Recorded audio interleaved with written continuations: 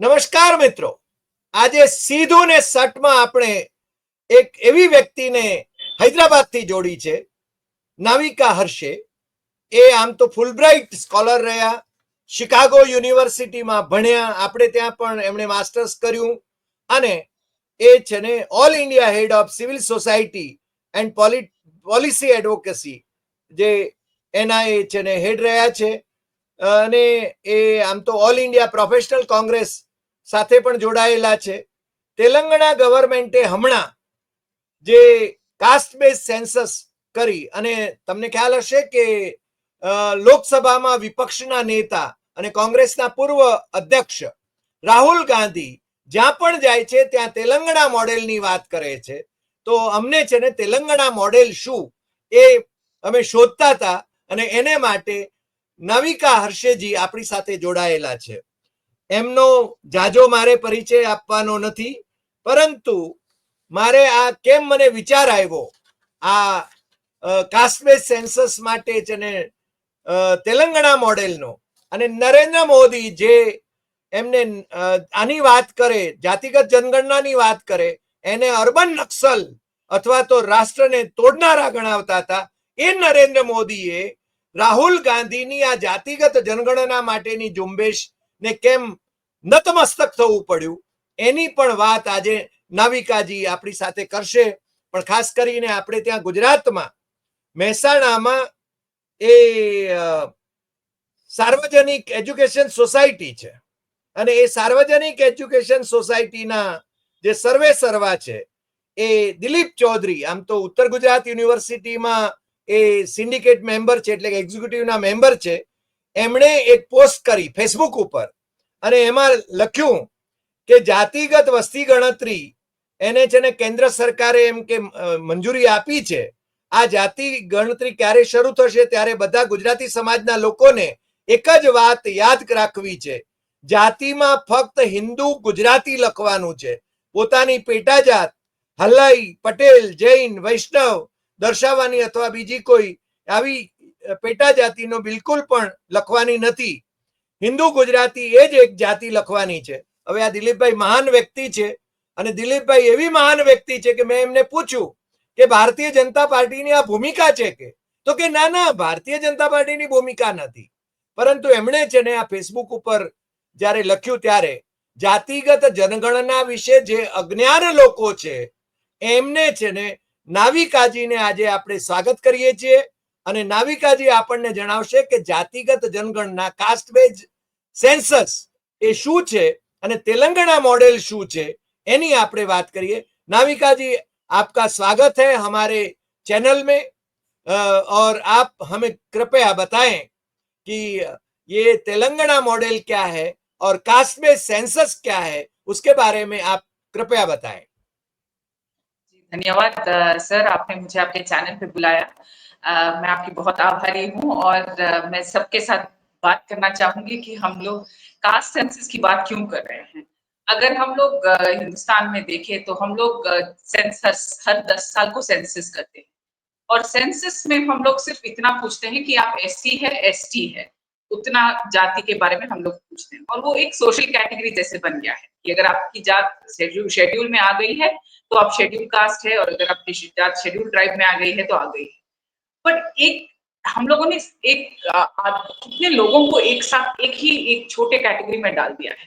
हम लोग उसमें नहीं देख रहे कि क्या फर्क पड़ रहा है सबकी जिंदगी में, और क्या सिर्फ यही जाति है.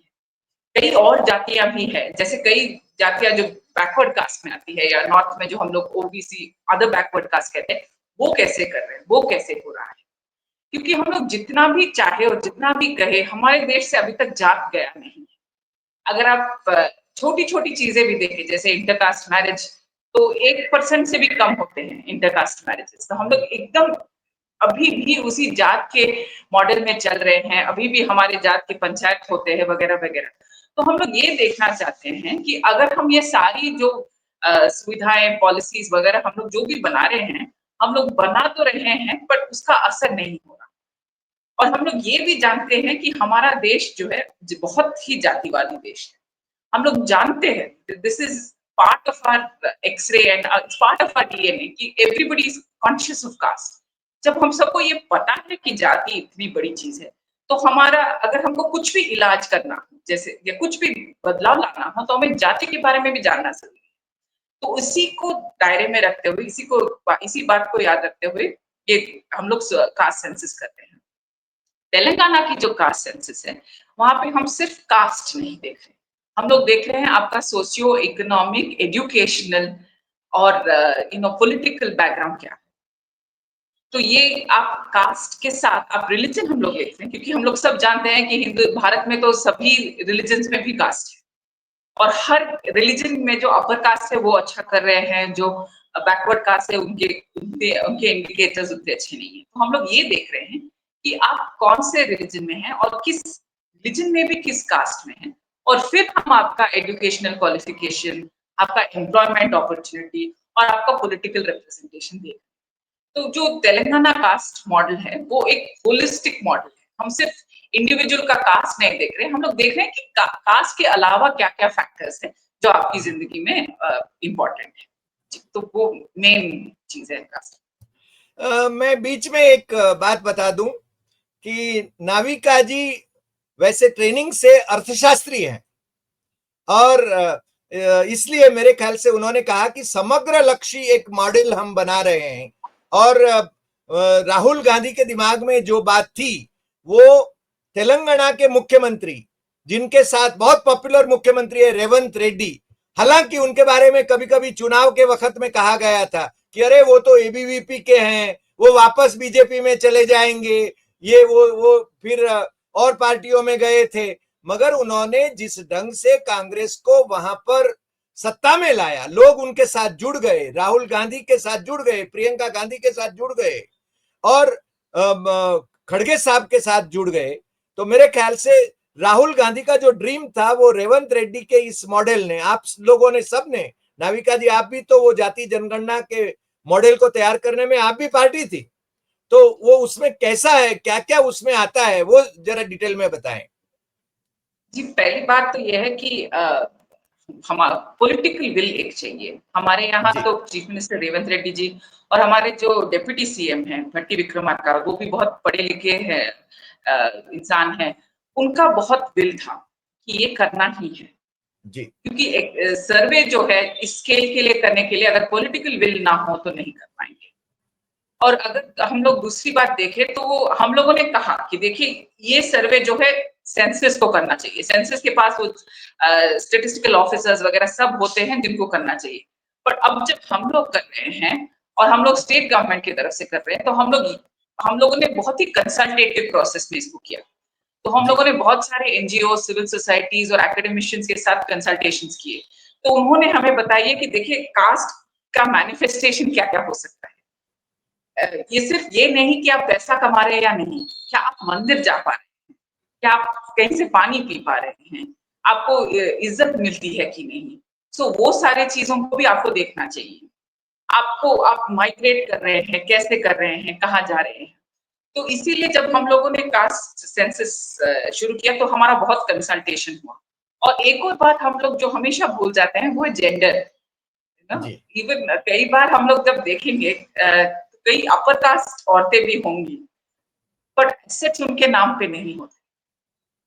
तो इट्स कास्ट, कास्ट एक तरफ, कास्ट में जेंडर एक तरफ, तो वो भी तो एक प्ले आउट होता है। तो इसीलिए जब हम लोगों ने सर्वे किया था, हम लोगों का एक क्वेश्चन होता है head of the house hold, जो कई बार पुरुष होते हैं घर के, या अगर कोई बड़ी महिला हो तो वो होगी। फिर हम लोगों ने हर इंडिविजुअल का डेटा लिया, तो जी हर महिला का डेटा लिया कि उसके उनके पास कितना एसेट्स है, उन्होंने कितनी पढ़ाई की। तो जी कई बार होता है कि बहुत अमीर लोग हैं पर बेटियों को तो कुछ मिलता ही नहीं, बेटियों को पढ़ाते भी नहीं है। और ये तो हम लोगों ने कई बार देखा ना, the highest infant mortality and female foeticide is in very educated and well to do neighbourhoods. तो वो सब भी हम देखना चाहते हैं। और एक दो स्पेशल चीजें जो हम लोग यहाँ पे देखना चाहते थे कि आप में से कितने लोग अपने खानदानी पेशा, मतलब ट्रेडिशनल ऑक्यूपेशन में अभी भी हैं। जी क्योंकि स्पेशली सर्टेन कास्ट में, क्या अभी भी वही ऑक्यूपेशन में है, या आप उस ऑक्यूपेशन पे निकल पा रहे हैं। और क्योंकि कई बार ट्रेडिशनल ऑक्यूपेशंस में क्या होता है, कई हेल्थ हैजर्ड्स भी हो जाते हैं, जैसे लेदर टैनरीज जी में काम करना वगैरह, तो उसके वजह से क्या आपको इफेक्ट। वो हम स्पेशली देखना चाहते थे। और दूसरी बात जो आजकल आई थिंक पूरे देश में ये बहुत बड़ा इशू है कि माइग्रेशन कहाँ कर रहे हैं हम लोग जब देखते हैं तो जरा वेल्थी लोग बाहर जाते हैं माइग्रेशन के लिए, यूएसए जाएंगे, पढ़े लिखे लोग यूएस यूरोप एक्सेट्रा जाते हैं, पैसे वहां से भेजते हैं। पर गरीब लोग जब माइग्रेशन करते हैं तो उनका डिस्ट्रेस माइग्रेशन होता है और वो बड़ी मुश्किल में मतलब ब्रिकलेइंग वर्क करने के लिए चले जाते हैं, ऐसे चीजें में भी चले जाते हैं। तो हम वो भी देखना चाहते थे कि आप आप किस तरह का माइग्रेशन कर रहे हैं, क्या आपको उससे कोई बेनिफिट हो रहा है या आप एकदम ड्यूरेस और डिस्ट्रेस में वो माइग्रेशन। और फाइनली हम लोग ये देखना चाहते थे कि पॉलिटिकल रिप्रेजेंटेशन आपको कितना मिला है, कि आपके फैमिली से एमपी, एमएलए, जेडपीटीसी, एमपीटीसी, जिला परिषद वो मेंबर्स बने हैं या नहीं, और अगर मेल फीमेल दोनों ही देख रहे। तो ये इसी आपने तरह से हम ये जो जेडपी वगैरह के मेंबर्स की बात करी, इलेक्टेड मेंबर्स महिलाएं होती है, मगर अक्सर हमने गुजरात में देखा है, राजस्थान में देखा है, यहाँ तो ऐसा होता है कि जो महिला होती है, चुनी तो महिला जाती है, सीट तो महिला की होती है, मगर अपने पतिदेव या तो अपना भाई वही तो कारोबार देखता है। यहाँ तक कि मान लीजिए कि वो अध्यक्षा महिला है तो उसकी सीट पर जाके ऑफिस में भी वो पुरुष बैठता है। यानी मुझे मालूम नहीं तेलंगाना में क्या स्थिति है, मगर आप लोगों ने मेरे ख्याल से 96.9% हाउस होल्ड को कवर किया और 50 दिन तक मेरे ख्याल से ये आपका एक्सरसाइज चला। यानी 3,54,77,554 हाउस होल्ड को आपने कवर किया, तो यानी काफी वास्ट हुआ। बिहार में हुआ, बिहार के बाद में कर्नाटक में भी हुआ, आंध्रा में हुआ और तेलंगाना में हुआ, मगर ये इन सब की अपेक्षा आपके रिजल्ट क्या कहते हैं एज कंपेयर टू देम? हमारा एक्चुअली ज्यादा कॉम्प्रिहेंसिव है। अगर आप बिहार से देखें तो बिहार का क्वेश्चन छोटा था और उनके जो क्वेश्चंस पूछे थे वो भी जरा कम थे। हम लोग यहाँ पे हमारा बहुत ही कॉम्प्रिहेंसिव सर्वे है। हम लोग सिर्फ एक एस्पेक्ट को नहीं देख रहे, बट जैसे कि मैंने कहा था 4-5 चीजें वो सब देख रहे हैं। तो हमारा काफी ये वो होलिस्टिक और कॉम्प्रिहेंसिव सर्वे है, इसीलिए हम लोगों का ज्यादा I think it's a better model. हम लोगों ने actually in all fairness Bihar और कर्नाटका के क्वेश्चन से भी सीखा, क्योंकि उन लोगों ने पहली बार किया था, तो हम लोगों ने उनकी गलतियों से भी सीखी। उन्होंने जैसे किया था वहां पे क्या प्रॉब्लम्स आ रहे थे वो भी हम लोगों ने एडजस्ट यहाँ पे किया है। वीमेन एम्पावरमेंट का क्या यानी आपका अनुभव रहा? मैंने जो कहा हाँ, बट आपका जब मैं वापस आप ही के पास आती हूँ, जैसे कि आपने पहले कहा था, मैं अर्थशास्त्र पढ़ा है मैंने, तो हमारे यहाँ जिनको नोबेल प्राइज भी मिला था ना, अभिजीत बनर्जी ने, Esther Duflo is a very well known economist. तो उन्होंने एक स्टडी किया था इसी बात पे कि जब महिला जेडपीटीएस एमपीटीएस मेंबर्स होती हैं तो क्या होता है।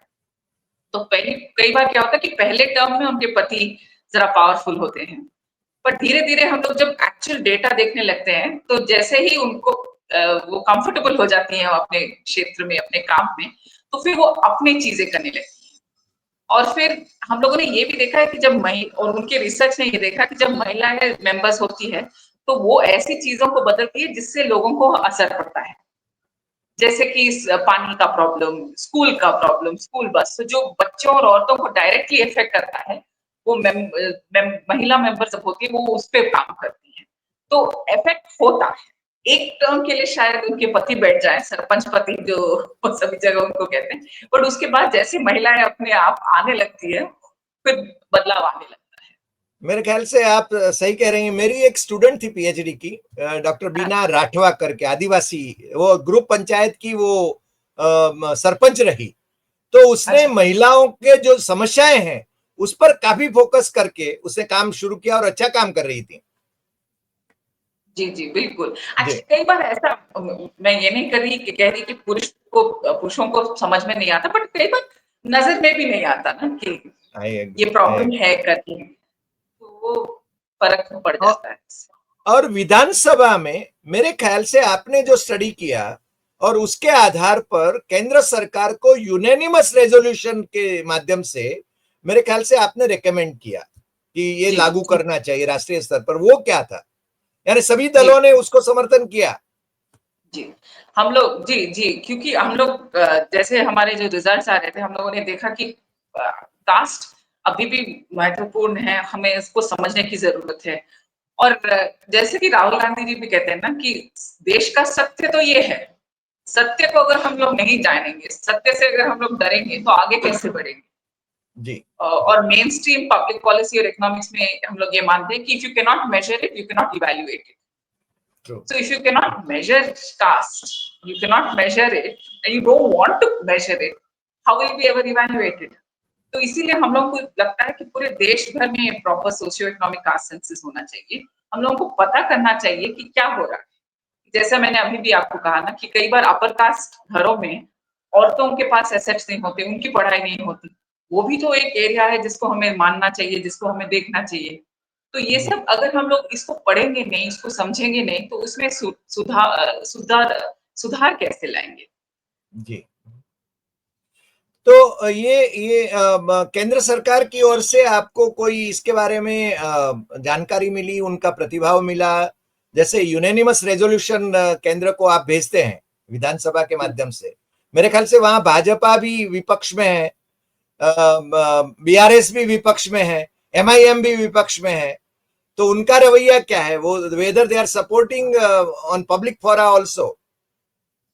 On public fora, the BJP has not supported us, but now that the Prime Minister has said कि अभी होगा कास्ट सेंसस होगा और उन्होंने बहुत ही पॉलिटिकली करेक्ट टाइमिंग में वो अनाउंस कर दिया, तो अभी तो बीजेपी का रवैया भी बदल रहा है। पर वो कहना चाहते हैं कि वो अलग तरीके से करेंगे, बट कास्ट तो कास्ट है, सर्वे सर्वे है, तो क्या उसमें अलग करेंगे हमें पता नहीं। बट हम लोग उससे खुश है कि वो लोग मान गए कि करने की जरूरत है, वो भी जान गए कि ये बहुत जरूरी है कि ये कास्ट सेंसस हो।